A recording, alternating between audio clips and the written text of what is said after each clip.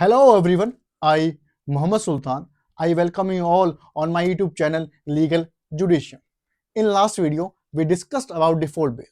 हमने default bell के बारे में काफ़ी जानकारी ग्रहण करी थी। हमने जाना था डिफॉल्ट बेल का जनरल मीनिंग क्या होता है। फिर हमने देखा था जो डिफॉल्ट बेल में डिफॉल्ट है उसके क्या होराइजन्स पैराडाइम्स होते हैं, आउटर लिमिट क्या होता है, पुलिस रिपोर्ट क्या होता है, किसकी गलती क्या गलती। फिर हमने बेल देखा था bail section 2B of BNSS क्या बेल की डेफिनेशन देता है। फिर हमने सबसे इंपॉर्टेंट चीज जो डिस्कस करी थी अवेल्ड ऑफ। अवेल्ड ऑफ का मतलब क्या होता है। तो जो चीजें हमने डिस्कस करी थी लास्ट वीडियो में वो सारी डिस्कशन हमारे मेंस क्वेश्चन डिस्कशन में काम आने वाली है। जिसने वो वीडियो देखी थी वो हमारे क्वेश्चंस जो हम डिस्कस करने वाले हैं उसमें वो उनको सोल्व करने में समर्थ महसूस करेगा। और जिसने वीडियो वो नहीं देखी है मैं डिस्क्रिप्शन में या कमेंट बॉक्स में उस वीडियो का लिंक शेयर कर दूँ, आप वहां से देख सकते हैं। तो आज हम बात करने वाले हैं मेंस एग्जामिनेशंस के क्वेश्चंस का डिस्कस करने वाले हैं। और उसके अलावा आपने एक चीज देखी होगी, क्वेश्चन से पहले मैंने कुछ चीजें लिखी है। Approach considerations to keep in mind while reading a question. एक क्वेश्चन को पढ़ते वक्त कैंडिडेट को क्या क्या बारीकियां, क्या क्या कंसिडरेशन, क्या अप्रोच रखनी चाहिए। I have been asked many times how to write a means answer, how to write a means answer in a good manner। एक अच्छा मीन्स आंसर कैसे लिखा जाए। I have always told them before writing you should be skilled in reading a question itself. लिखने से पहले आप question को पढ़ने की आपके पास कला होनी चाहिए। कला में क्या क्या है? कला में आप उस क्वेश्चन में केयरफुल इश्यू ढूंढ पाए, उस इश्यू के रेलेवेंट फैक्ट्स हैं उनको गैदर कर पाए, उनको अप्लाई कर पाए, मार्शलिंग ऑफ फैक्ट्स कर पाए, मार्शलिंग ऑफ एविडेंस कर पाए। ये तमाम चीजें होती हैं। तो ये इसमें कुछ चीजें मेंस आंसर राइटिंग का पार्ट है, लिखने का पार्ट है। आज हम एक किसी मेंस आंसर को लिखने से पहले 2 स्टेप होते हैं और मेंस आंसर तीसरा स्टेप होता है, लिखने का स्टेप तीसरा होता है। तो पहला स्टेप होता है रीडिंग ऑफ क्वेश्चन, दूसरा स्टेप होता है थिंकिंग अबाउट दैट क्वेश्चन और आंसर, और तीसरा चीज होता है लिखना। तो आज हम लिखने पे बात नहीं करने वाले। आज उससे महत्वपूर्ण चीज क्वेश्चन को पढ़ने में और क्वेश्चन को पढ़ते वक्त क्या सोचना है और क्या नहीं सोचना है, क्या अप्रोच रखनी है, क्या कंसिडरेशन दिमाग में रखनी है, उस बारे में बात करने वाले। क्योंकि ये चीज बहुत सरफेस पे नहीं है, लेकिन ये बहुत बड़ा क्रिटिकल इशू है बच्चों के साथ। क्योंकि जब बच्चे जुडिशियल प्रिपरेशन करते हैं, अपने जुडिशियल एस्पिरेंट, तो उनको एक समस्या महसूस होती है जब वो अपने मेंस वाले स्टेज पे आते हैं। मतलब प्रिपरेशन के जब वो मेंस वाले स्टेज पे आते हैं, जब वो क्वेश्चन पढ़ते हैं, तो उन्हें फील होता है कि जो मैं एक सेल्फ डाउट होता है उन्हें कि जो मैं क्वेश्चन पढ़ रहा हूँ या पढ़ रही हूँ वह सही पढ़ रही हूँ, क्या मैं जो इशू ढूंढ पाई हूँ वो सही में वो इशू है जो क्वेश्चन में पूछा गया है, क्या मैं जो ये इशू के जो रेलेवेंट फैक्ट्स हैं वो ढूंढ पाने में सक्षम हुई हूँ। तो in such a situation they need a friend who can help them out. For that situation I am your virtual friend. मैं इस सिचुएशन में आपका एक वर्चुअल फ्रेंड हूं जो आपकी उस दोस्त की रिक्वायरमेंट अपने वीडियोस के थ्रू फुलफिल कर रहा हूं। तो एक क्वेश्चन को पढ़ते वक्त हमारे मन में क्या क्या चीजें होनी चाहिए, क्या क्या कंसिडरेशन होना चाहिए, पहले हम क्वेश्चन को डिस्कस करने से पहले हम उसे जान लेते हैं, ये बहुत जरूरी है। पहली चीज कि आपको क्वेश्चन पढ़ते वक्त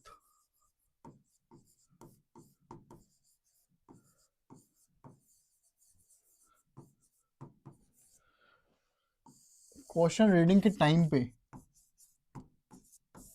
आपको प्रिजम्पटुअस नहीं होना है। आपको प्रिजम्पटुअस नहीं होना है। प्रिजम्पटुअस को प्रिजम्पटिव भी कहते हैं।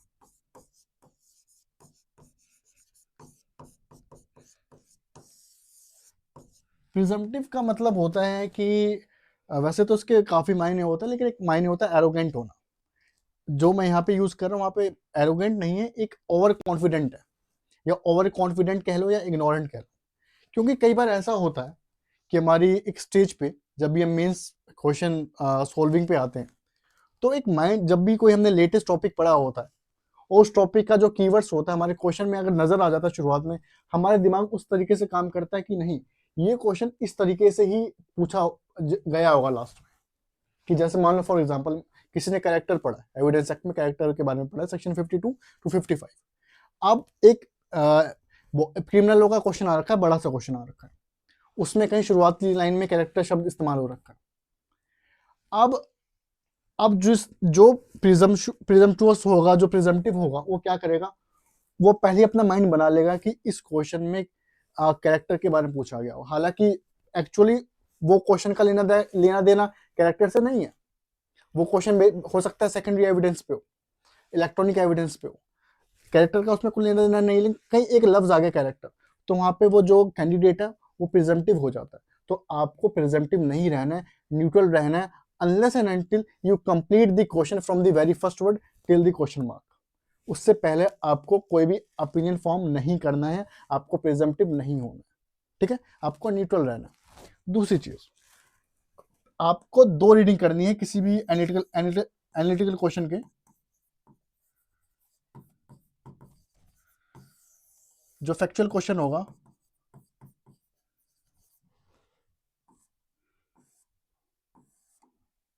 जो भी फैक्चुअल क्वेश्चन होंगे उसके आपके 2 रीडिंग करनी है।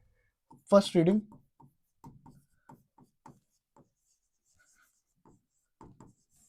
और सेकंड रीडिंग। हो सकता है कि एक वक्त के बाद आप महारत हासिल कर रहे हैं, आपको सेकंड रीडिंग की जरूरत ना पड़े, लेकिन आपको जनरली एक फैक्चुअल क्वेश्चन की जो 4 लाइन से ज्यादा है उससे आपको 2 रीडिंग करनी है। फर्स्ट रीडिंग करते वक्त आपकी क्या अप्रोच होगी? आपकी अप्रोच होगी इशू फाइंडिंग अप्रोच।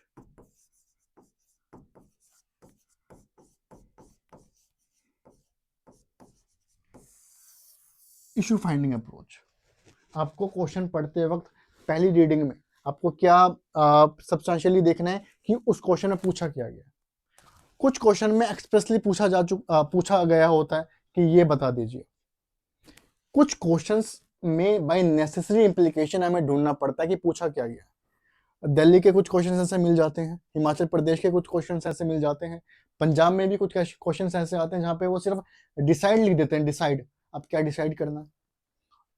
हमें वो इशू ढूंढना पड़ता है कि उसमें पूछा क्या गया।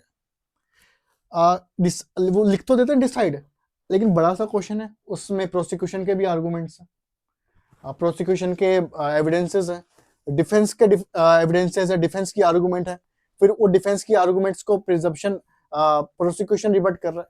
तो ये सब तमाम चीजों के बावजूद उन चीजों के कंटेक्स्ट में क्वेश्चन पूछना डिसाइड, आप क्या डिसाइड करना है। तो एक वो रेयरेस्ट ऑफ रेयर केसेस होते हैं कि जहां पे हमें इश्यू एक्सप्रेस नहीं दिया होता, तो उस क्वेश्चन में क्या हमें अप्रोच रखनी है, ये एक सेपरेट इश्यू है, ये एक सेपरेट वीडियो में देखेंगे। तो आज हम जो वीडियो डिस्कस कर रहे हैं वो बात करें जहां पे एक्सप्रेस इश्यू है, ठीक है। तो आपको पहले क्वेश्चन में क्या अप्रोच रखनी है पहली रीडिंग में, कि उस क्वेश्चन में इश्यू फाइंडिंग अप्रोच। तो इश्यू आपको 2 तरीके से मिल सकता है, एक आपको एक्सप्रेस, उस क्वेश्चन में साफ साफ लिख दिया गया होगा कि क्या पूछा गया। दूसरा होता है इम्प्लाइड, ये हम आने वाली वीडियो में डिस्कस करेंगे इसको कैसे टैकल करना है। आज हम इस बारे में बात करने वाले हैं। तो आपको पहली रीडिंग से आपको क्वेश्चन में मिल जाएगा कि उसमें पूछा गया है। आप कुछ बच्चे सोच रहे होंगे कि इसमें बड़ी बात क्या लास्ट में लिखा होता है, कई बार लास्ट में नहीं लिखा होता। कई बार सेम क्वेश्चन में 2 पार्ट होते हैं और पहले पैराग्राफ के बीच में पहला क्वेश्चन आ जाता है और दूसरा क्वेश्चन उसी कंटिन्यूस हो जाता है। तो उस पहली रीडिंग में आपको इश्यू ओरिएंटेड होना है, ठीक है।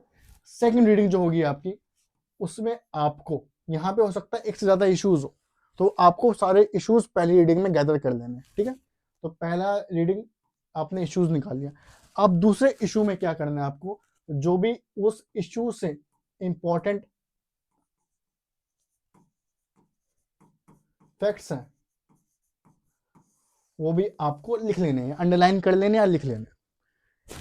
अब ये तीनों चीजों को आप फॉलो करते हैं तो आपको इससे क्या फायदा होगा। अगर आप पहला रीडिंग इश्यू ओरिएंटेड नहीं करते तो उससे क्या होगा कि आपको फर्स्ट रीडिंग से सारे जितने भी फैक्ट्स लिखे हैं उस क्वेश्चन में सब इंपॉर्टेंट लगेंगे, आपको सब इंपॉर्टेंट लगेंगे। तो आप उस टाइम आपका जो माइंड है काफी ज्यादा परप्लेक्स्ड हो जाएगा, असमंजस की स्थिति बन जाएगी।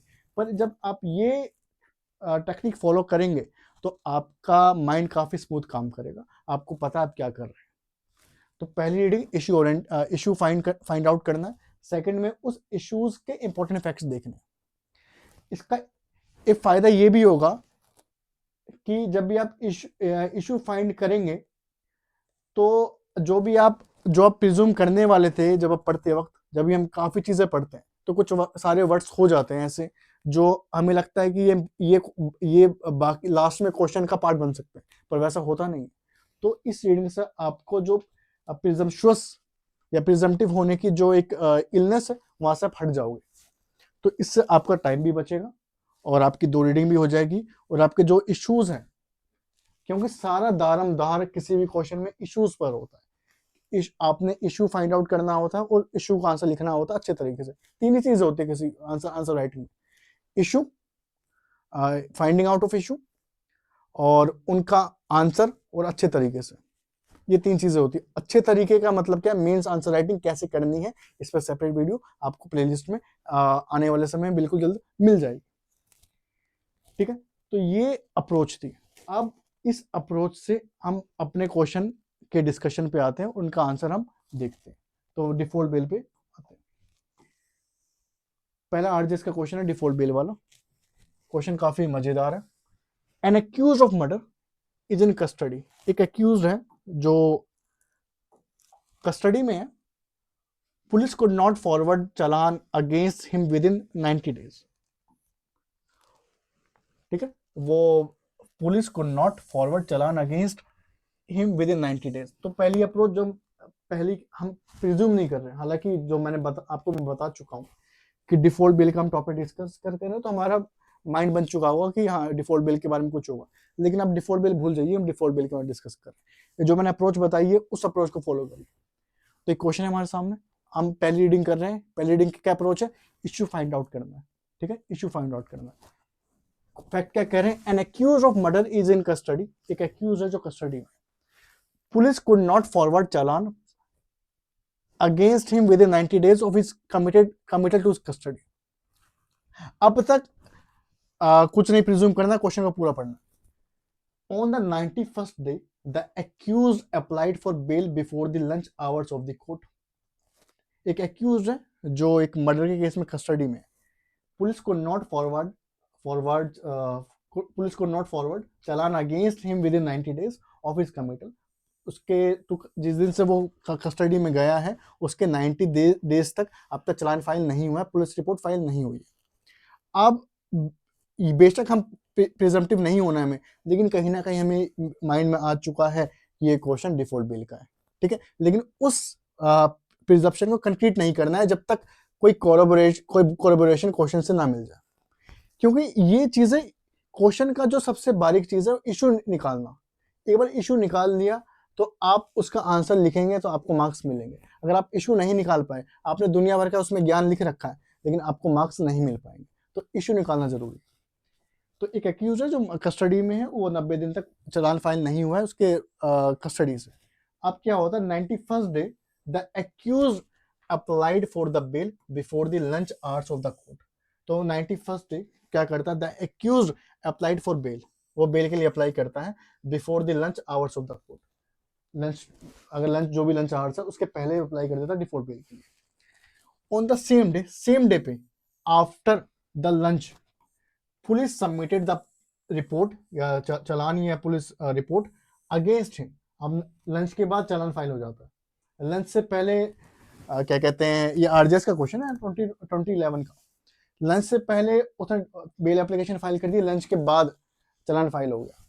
Can the application for bail be rejected. अब हम देखा जाए पूरे क्वेश्चन में डिफॉल्ट लफ्ज कहीं लिखा नहीं है, लेकिन क्वेश्चन डिफॉल्ट बेल का है। क्यों? क्योंकि हमें कुछ हिंट्स मिले हैं, उस हिंट्स की कोलैबोरेशन क्वेश्चन ने खुद कर दिया। For example 90 days, 91st day, तो ये सब चीजें 91st डे और चालान फाइल नहीं हुआ तो ये क्वेश्चन किसका है, इशू हमारा क्या हो गया, डिफॉल्ट बिल का।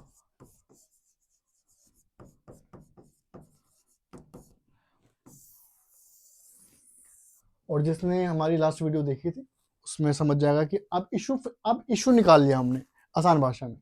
आप जिसने लास्ट वीडियो देखी थी, जिसका लॉ जिसका लॉ मैं करवा रहा हूँ क्लियर, उसको तो वो इशू कैसे फ्रेम करेगा, whether the accused is deemed to have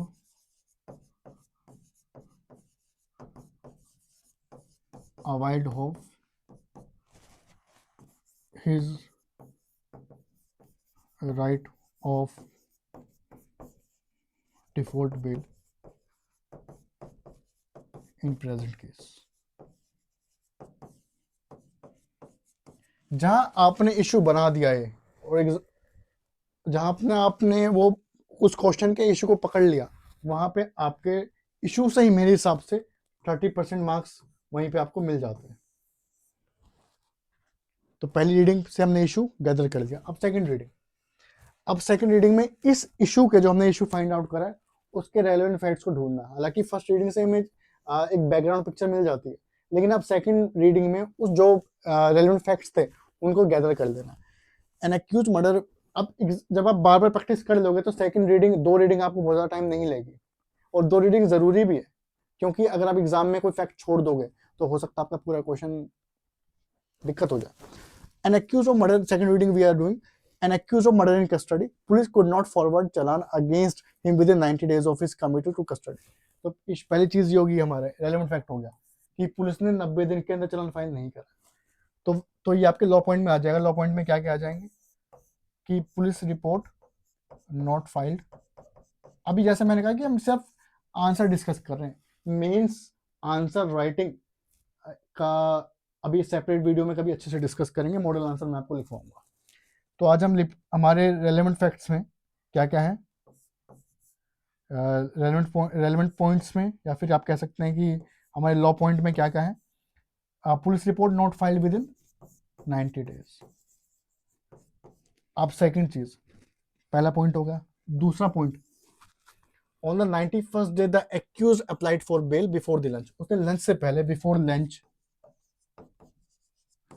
before lunch उसने अप्लाई कर दिया है 91st डे पे। एक चीज हमें समझनी पड़ेगी, यहाँ पे बहुत जरूरी पॉइंट है।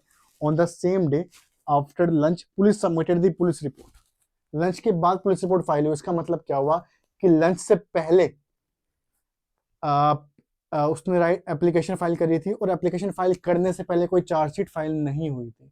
It is the very important point of the question कि he applied for the bail before the filing of chargesheet. तो ठीक है। तीसरी चीज कि पहले एप्लीकेशन फाइल हुई है, बाद में चार्जशीट फाइल हुई है। तो अब जैसा हमने कहा था लास्ट वीडियो में, हमने जो डिस्कस करा था अवेल्ड ऑफ, तो इस पूरे क्वेश्चन का आंसर इस तरीके से होगा कि क्या एक्यूज ने अपना राइट अवेल्ड ऑफ कर लिया, नहीं कर लिया। तो हमने जैसे लास्ट वीडियो में डिस्कस करा था, what is the meaning of availed of. Availed of means filing of application. So in our case, the moment he applied for the bail before the lunch, he shall be deemed to have availed of his right to be released on default bail, and the subsequent filing of charge sheet shall be of hardly any effect. तो हमारे case में इसकी application allow हो जाएगी। तो इसका answer क्या हो जाएगा, can the application for bail be rejected? Answer would be no. Answer would be no. और हमारा जो लैंडमार्क केस है, M Ravindran versus intelligence officer,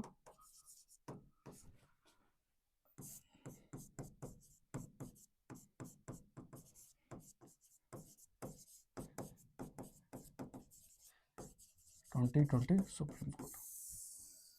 हमने तो सारा खेल में क्या है, इस क्वेश्चन में क्या है, सारा खेल किस चीज का था, अवेल्ड ऑफ का। तो इस तरीके से हम किसी मेंस के क्वेश्चन को अप्रोच करते हैं।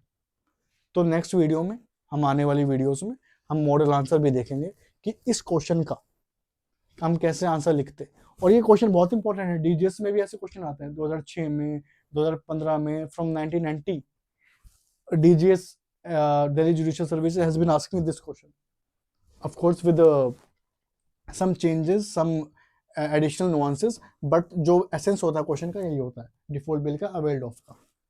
I hope you like the video.